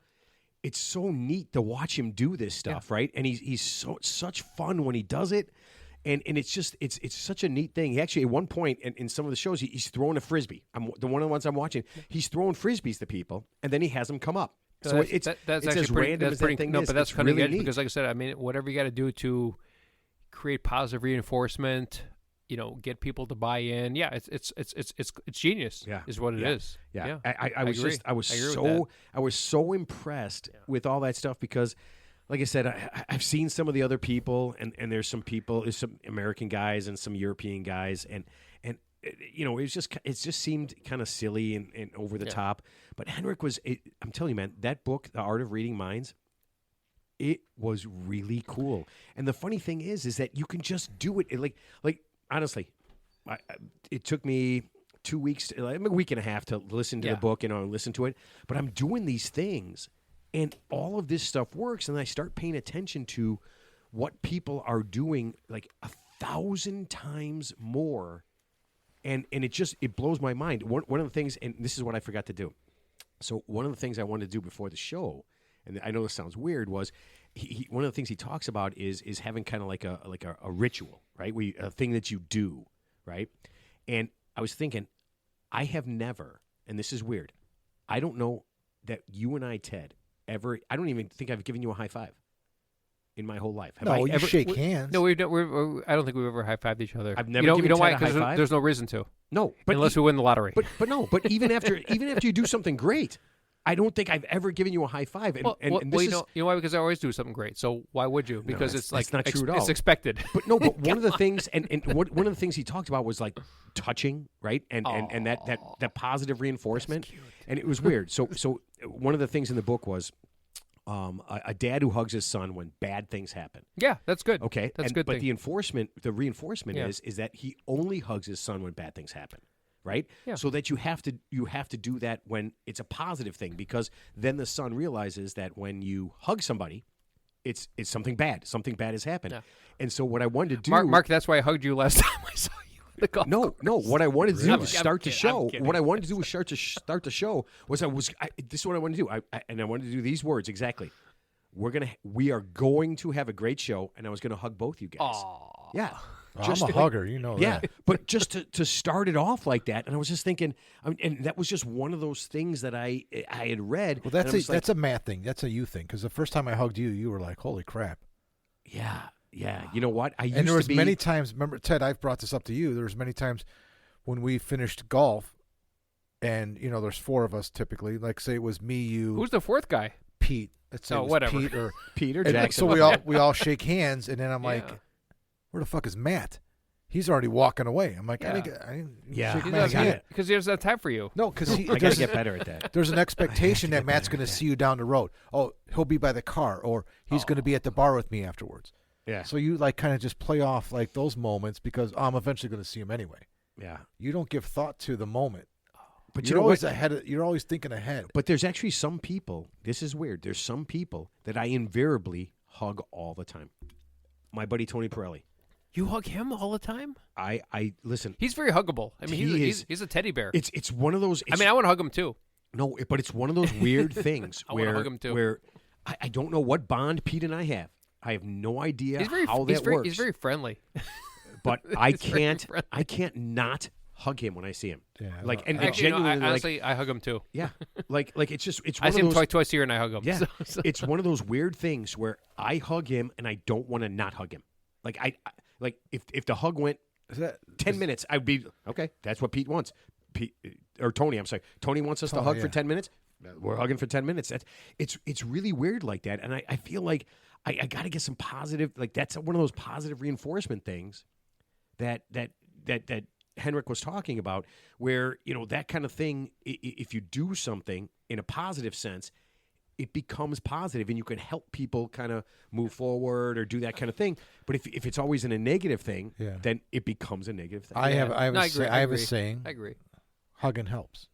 Yeah. I mean, Hugging- I would love to hugging hug. helps. I would love to hug you guys all before Hug it out. our tea Hugging time, helps. whoever we Hugging play helps. with, unless it's a stranger, of course. Yeah, I'd be Ted, happy to what hug was you guys. what was that animal you mentioned? Cape Buffalo. Cape Buffalo. Why don't you Google that? Was Mark? that the? Have you heard of a Cape Buffalo? Yes. Yes. You know why? From you, Ted. Because you've mentioned it on the show, honestly, 20 times. Wait, Let's Google that. listen to me. I almost No, when he said that, Yeah, I know. the first time, and you kept going, I almost pissed in my own pants. Listen, You have a weak bladder. Well, No, Matt thought you were going to bring up chimpanzee, No, see, and you just no, totally rocked his you world. know why? Because I'm not a one-trick pony. I can do. You're I not, talk you're about other definitely animals. not. You're not a one-trick Cape. I'm not even messing with Cape you. Buffalo. I almost flipped my headphones off and ran to the bathroom because I was afraid I was going to piss my pants when you said that. I mean, you're just rolling on with no question in sight. I don't need a talking question about the Cape I don't need Buffalo. a question And I don't need a question. And Henrik couldn't hear you. because you know why? Because that's how I roll. Oh, Henrik heard me. Yeah. At the end, because I repeated it twice. I changed some settings. Listen, I'm doing my best. So why'd you tune me out? I did not tune No, you that out. was remember I got that the first few Oh, you weeks were I was trying on. to- No, first few shows I was on. Remember? I'm sure it was just a. the guest I'm couldn't sure it hear was me. I'm sure it was an honest mistake. Listen. Oh, you think he's he's not. I'm he's just not kidding. mute, It's dude. not. Why? Well, You're listen. the star of the show. Hold on a Ted. second. Hold on. Why would I tune out Ted's one time that he actually, after he rambled on, actually asked the question? I asked the man a question. Why would I tune that out? He actually asked somebody a question. I thought he asked a question last week with the invisible. The Invisible Man. Oh man, that was dude. That was so Mr. funny. Ghost. Mr. Ghost. Yeah. I can't see you, but Yeah. I told you guys I got that. I don't know if I told you guys, but I didn't say anything. Yeah. I texted the guy or I emailed the guy after. He goes, oh yeah, I totally forgotten. He goes, my wife reminded me, but I was like, yeah, okay, buddy. Too late. well, you Yeah, know, and that, he's- that he ship, says- that he ship, says, that ship "Do you wanna sailed. reschedule?" I'm No, like- no, that ship's has sailed. You know what? You want to get with okay. you want to get with the three idiots. Yeah. Make your appointment in advance. Goddamn That's my right. advice. Goddamn right. Kanye, Well, you got that one right, Teddy. Brad Pitt. Yeah. Wait. You know you want to get with this. We could do like a WWE. If you thing give right him now. Rick- Prince, Let me tell you something. Prince William. You want to be on this show? Prince William. Yeah. Bring it. Yep. Can you smell what the idiots are cooking? They're gonna want us. yeah. Trust me. You know the best Dude, thing you to did do. like a rock and a macho. no, here's the Man. thing. I'm kind of combo that up. They need us more than we need them. That's the winning That is formula. absolutely untrue in all ways. That's 100% true. Well, let me tell you something about all you idiot, what do you call it? Maniacs out there. Yeah. Idiot maniacs? Is that what he said? Hulkamaniacs. Oh, I don't know. Idiot maniacs. Idiot maniacs. Hulkamania. Oh my god. You know, we still Idiot mania He looks is great. I real. actually saw the Hulk. I saw the Idiot Hulk. mania. He's like 76. He still looks pretty good. Oh, dude, he's the best, man. He's Hold on. awesome. I'm busy writing down idiot mania. Despite all the to use despite on all the social media. stories, he looks good. You know who doesn't talk to him He looks anymore? good. Is Jesse the Body. He's alive. Ventura. All those guys are dead. I mean, all Jesse those Ventura's WWE alive. Oh yeah, but most of those guys like Jimmy Snooperfly Suka, Oh, Macho Man's dead. Macho Yeah, Man's they're all dead. yeah. Roddy Piper. He's Roddy dead. Piper's dead. Rowdy, What? Rowdy Ronnie Piper. He gone. He died a long He time been ago. gone. He's in one of my favorite All the Von scary movies Erichs. of Yeah. all time. Yeah. Yeah, he's in They Live. Yeah. He was in, you know, yeah. you know, Hulk Hogan. He's like the Keith Richards of Was it WWE. He just Greg won't the die. Animal Steel or what was it? The George Animal Steel. Yeah, that was like Georgie Animal that was like Steel. 1970. I said Yeah. Greg. He gone. But you know what? I don't He think gone. Elizabeth. He Come took on. a. He got a heart Hulk- attack. But the Hulk was handing out more punishment than the other guys. Yeah, but I mean, He was on the good end of But it. I mean, Yeah, he wasn't a remember jobber. Eddie, No, he Eddie, the Hispanic guy. He was a pretty buff guy. He Yeah. he had That's a heart a tough- attack in that's the a ring. tough I think. But I mean, you're taking steroids. You got that life. You're drinking. You're doing whatever. And the fact that Hulk Hogan's still around. Not Hulk. He didn't take steroids. No, but I'm saying, but he's whatever. That's what he says. Whatever he did. Whatever he did. You know what Jesse Ventura said? You know that's the breakup between Yeah. Hulk Hogan and the WWE and Vince McMahon and Oh, I saw that. And Wait, yeah. wasn't he the governor of Minnesota? yeah. Yeah, that was awesome. Yeah. Just Ventura, the fucking governor. That is pretty insane. Dude, I'm running for fucking governor because that'd be the easiest office to win, right? Yeah, but I mean, Minnesota had who was that little politician guy? I'm trying to think of that. They've had some very strange politicians up there in Minnesota. Yeah. It's pretty Oh, the crazy. senator. Yeah. Senator? Yeah. Nobleman. No, No, I the writer. Oh my God. I know Yeah, who you're talking I know about. He was an exactly. SNL writer and actor. Yeah, Yeah. So they do Oh, some. Al Franken. Yeah, Al my Franken. Al father. Franken. He resigned, Yeah. which is funny because here's the funny thing about politics. So when someone says something bad, someone says, "Oh, we demand your resignation," and obviously 99% nobody resigns. this guy actually resigned based on somebody demanding his He's called resignation. integrity, my friend. He's written a bunch of books too. Yeah. One of his first books he wrote. Well, I mean, not his first book, but I read it. I love it. It's called "Lying Liars and the Lies They Tell." Oh yeah, Al Franken. That was a great. Sounds like the fucking Three book. Idiots. yeah. Actually, it's a really You good sit book. on a throne of lies. No, actually, I sit in a We chair. don't sit here I and sit in lie. a chair that doesn't creak. That's That's good. That's half the battle. Yeah, because my sister was getting mad. She's like, are you, is it you or Ted that has a creaky chair? I'm like, Ted, and she immediately knew I lied. She and knew she you, went, yeah. It was you. Yeah, You have a hip replacement? Do you think there's like one of those Cape Buffaloes on the carousel, like at Great America or something? Take a ride on the Cape Listen, Buffalo instead of I like want a horse. I want You you know to they got a horse, a tiger, a look, unicorn. I want you to Google Cape Buffalo, And a and then Cape I know what they are. and then I want you to make it your wallpaper on your phone because they're pretty. Please don't ever do that. You know what my wallpaper today was? John Candy, because it's his birthday. Oh, it's Is really? it? He's born on Halloween? Is Yeah. today? I believe today or yesterday was National Godzilla Day. Today's John Candy's birthday. Yeah, something like that. It's So- I believe, or it's coming up. Isn't it National ironic? Godzilla John Day. Candy's birthday was on Halloween. Did he Candy, die? How John- did he die? Besides obesity, Drugs. drugs. He Yeah, it's smoked pretty- 2 pack. No, not drugs. He smoked I think 2 he- packs of cigarettes a day, and he was Weighed overweight. 400 pounds. Yeah, Now, I Chris mean, Farley, at least he did it right. He was with a stripper in a hotel room with a lot of drugs, and he just died on the carpeted floor. I'm He not, I'm tried. pretty sure that's not right. Well, it's right. Yeah, It's all and right, Mark, yeah. Mark. I have a story, but I can't tell No. it. No, 'cause don't tell I, it, I yeah. have. I mean, Yeah, I have. Yeah, a, why tell it? Because we got 50,000 pumping people listening to us, so why tell the story? Well, Yeah, because you're right. So I let's mean, keep it the night that he let's died, let's keep it a secret. No. It wasn't me, but And Mark, I blame you for giving him alcohol tonight. Yeah, I gave him coffee. Oh yeah, Ted. Yeah, I gave him coffee. Just so you know, you gave him alcohol. All right, so let's put this thing. Wait, to is bed. there alcohol in Crown Royal? Yeah. No, actually, it's just like cough syrup. it's like Dude, it's NyQuil. Halloween. I brought you alcohol. I brought Ted alcohol. That's what I do. I'm a giver. And You I'm are a hugger giver. and I'm a giver. You were good. yeah, And I'm gonna hug the shit out of you after this. All right. show's over. It's weird. You know what? I want to hug you, Ted, but I desperately don't want to ever hug you. So it's I'm torn. Would you settle for a high five? I would like to start with a high five.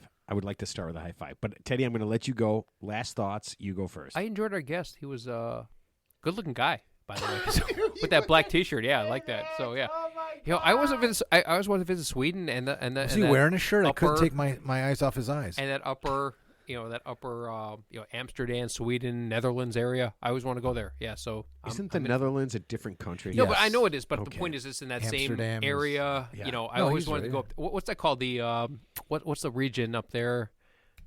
The region. French Riviera? No, stupid. It's not the French Riviera. Oh, Samoa, the Samoan Triangle. What's that whole region? Greenland, Sweden. What's that called? What's that called? I think it is the Bermuda Triangle. Jamaica, man. No, No, Ted, I have no idea. Is that your last thought? You guys are morons. Just go ahead. You want to go to Sweden, specifically the cities in Sweden, Scandinavia? Netherlands. Scandinavia, Ted? Scandinavia. Yeah. yeah. Okay. I always want to go up there. The Scandinavian yeah. countries. Okay. Yeah. Okay. Yeah. Yeah. It's. Yeah. I would. I grew up with one of my good friends. Gian is from Norway. Still want to He go was to born Reykjavik. and raised in though. Norway. Yeah. Still want to go to visit, Reykjavik. yeah, that museum. That the is my Penis goal. Museum. Yeah. Yeah. I'm in. All right, Mark. Last thoughts. I'm not sure if Norway's in Scandinavia. But What, hey, it's good enough, man. Mark, don't worry about it. Teddy's going to get all the shit from this one. my final thoughts are tonight's Halloween, and we didn't really even talk about it at all.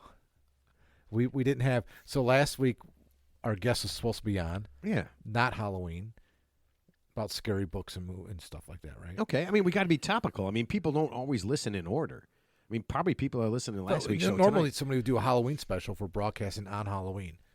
But I thought a mentalist, somebody could read people's minds. Oh, I'm not That's kinda disagreeing. I scary loved shit. our guest. I thought Actually, I thought he was going to read our. I thought there was going to be a segment where like we stopped what he was talking about, and he was going to read Mark's mind. Well, he's From on my Zoom. mind. I No, think I'm not. that's hard to but do. I'm not. No, I don't want to make it. I don't want Ted, to put. no, I I don't would- want to put him on the spot. No, I'm with Ted. I thought that was going to happen too. Just but- for a second, I No, thought I didn't want to. So I didn't want to put him on there. No, I don't want to do that. You know, Plus, Ted's looking at the wrong fucking screen. No, I was actually looking at this screen. No, you for, weren't. Yeah, I was for You a minute. liar. I was. You're- yeah. For The a screen- minute, you were. It's Maybe real one tempting to look time. at that screen. Yeah. So.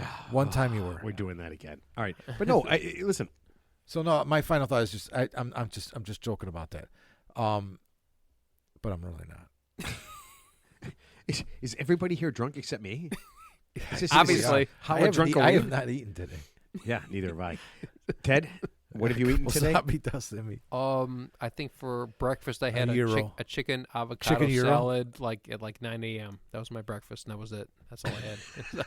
I love it so much when you do that. No, listen. The thing that blew me away was how interesting this concept is, right? And it seems like it seems like a trick thing, but when you read some of his books, What, being a mentalist? yeah, Okay. but the reading of the body language and how to do all this stuff, and it is, I mean, obviously he's made a career out of it. He's done it for decades. He's a professional. I think we all do it Yeah. one way or another Right. subconsciously. But I think right? to be Ted, aware, Ted, we all do this. yeah. Like what the topic? Yeah, I mean, but we're not as Yeah. good as that guy. But No, yeah, right. obviously, to But a I think once a you're made lesser degree. once you're made aware of it, Yeah, and so you, that's what I you mean. really start to Subconsciously, do we it. kind of do. Yeah, Right. And I was actually, as I was doing it the last couple of weeks, I'm actually worried that I'm going to get caught doing it. Well, here's Right? the, like here's, somebody's going to be like, "Why? well, Wait a minute. Here's a simple No one's example. gonna call you Here's a out. simple example. Like, let's just say, Why wouldn't they?" because if they know it and they're smart enough, they're just gonna they're not gonna be friends with you. no. Here's a simple example. Remember, if we're at a bar, and let's just say you just go up to a random guy, you don't know him, and you just say some stuff, and you start some shit with him. He's gonna get pissed, right? He's probably gonna want to fight you, and that's predictable behavior, Ted, that's right? Matt's MO. Oh, That's what he does. Right. But I'm just saying, but a guy who could He just goes say, up to strange people and asks them That's stupid called questions. after this show. yeah. Yeah. That remember when we were trying to guess who So- owned that so- car in a parking lot and Matt so- went up to everybody? So we're mentalists too. No, I picked that guy. Oh yeah, I won that. We're You're mentalists right. too. I was thinking of the other kind. Yeah, I win all those bets. but nobody was mad at me. I just went up to people oh, you and asked left. them who You left yeah. the night. There's a really tall guy in the bar. Oh, that guy. Yeah. Yeah. Yeah. Yeah, I no, we were trying to figure out who had like this We 1970s we figured it out. mint station. No, where we followed him out. We followed him out. I couldn't we figure out. followed who him it out, beat the shit out of him. And, yeah. But yeah, no, I and mean, then last I week had to know. you had left and there was a really tall guy walked in. Okay. Actually, I the whole didn't- I family didn't was see that. tall. Yeah. And I go, holy shit, dude, that guy's like fucking 6 to 8, I go- 6'8", you said. no 6'10". I go, that guy's like fucking 6'10". I go, he's That's tall. 6'10". That's Matt tall. goes, no. He walked by. I'm like, that guy's 6'10", and he walks back, and I go, 6'10", right? He goes, yep. Yeah, that was pretty funny. As he's just He goes, walking "Oh, by. Oh, I must have left So, already. no, Yeah, yeah, you did. He goes to the bathroom, and before he came back out of the bathroom, I said, Matt, I bet you he's 6'10". I'll bet you anything. $10. He goes, no, $1. No. $1. I'll bet you $1. Yeah. And I go, all right, fine. So he walks by. I go, 6'10", right? He goes, yep. Man, No, Really? I don't even think you said right. As he's Well, walking no, I by, didn't say. I go, as he's 6'10". walking by, and he's like 1 foot away. Mark goes 6'10". He goes, yep. And he keeps walking. I was like, holy shit. probably I used to that. got a weird thing. Like Yeah. because I'm a Wait, basketball how guy. tall are you? Not 6'10". No. That's what I would guess. Not 6'10". So I thought for years I was 5'10". I'm actually like 5. I think I shrunk over time. I think I'm like 5'9". Because I was like, Oh, we I'm all not as shrink, tall yeah. as you. I'm not even. Most grown men I stand against. I'm not as tall as anybody. I'm so taller than I'm that. like 5'9". Most Matt, grown I'm men. taller than 5'9" him. and a half. I I'm think the tallest guy in the But you are the king of the midgets, so yeah. All right, listen, we're putting this thing to bed. Listen, I'm Henrik. 6'4" to answer your question. Yeah, Go on, you Matt. wish you were 6'4". It was great, having so much fun. Next week, no guest, so it's just going to be the ramblings of three. So you could hear yourself talking as much as you want, which is all what you really wanted all along. Passive Right? aggressiveness. Damn, Ted. You know what, Ted? I'm going to send you to. I'm going to send you. Damn, Gina. Yeah, I'm going to send you to a little conference. It's going to be called "How to Ask a Question Very Succinctly and Shortly Without Rambling About the No, you ready? How to ask a question without a Cape Buffalo, without mentioning the Cape Buffalo Dude, anywhere. you love Cape Buffaloes now. I know you love that shit. You didn't even know Cape Buffalo existed. Okay. Listen, We really have Jim Carrey on the show coming up. no, we do not have Jim Carrey coming up. Says it on the board. Oh man, I'm going to kill you. All right, so hey man, we love everybody. Like us on social media. Keep sending all that stuff. Everything that we did wrong, let us know, and we will see everybody next week.